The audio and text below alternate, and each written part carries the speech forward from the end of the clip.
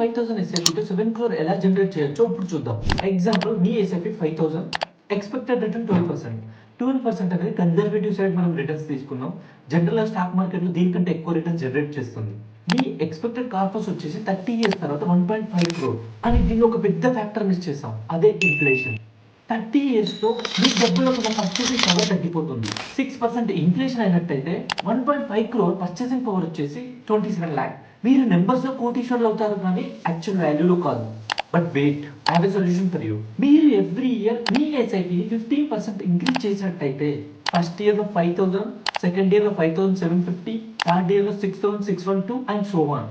దీనివల్ల ఇంతకు ముందు మీ కార్పస్ 1.5 crore ఉన్నది ఇప్పుడు 7.7 crore అవుతుంది. ఆల్మోస్ట్ 6 times పెరిగింది. అందుకే ఎస్ఐపి కాదు, స్టెప్ అప్ ఎస్ఐపి చేయండి. ఇందులో మనం ఇన్ఫ్లేషన్ కూడా కన్సిడర్ చేస్తున్నాం. ఈ వీడియో మీకు యూస్ఫుల్ అనిపిస్తే లైక్ చేసి మీ ఫ్రెండ్స్ అండ్ ఫ్యామిలీకి షేర్ చేయండి. ఇలాంటి మరిన్ని అవేర్నెస్ వీడియోస్ కోసం మన పేజ్ ఫాలో అవ్వండి.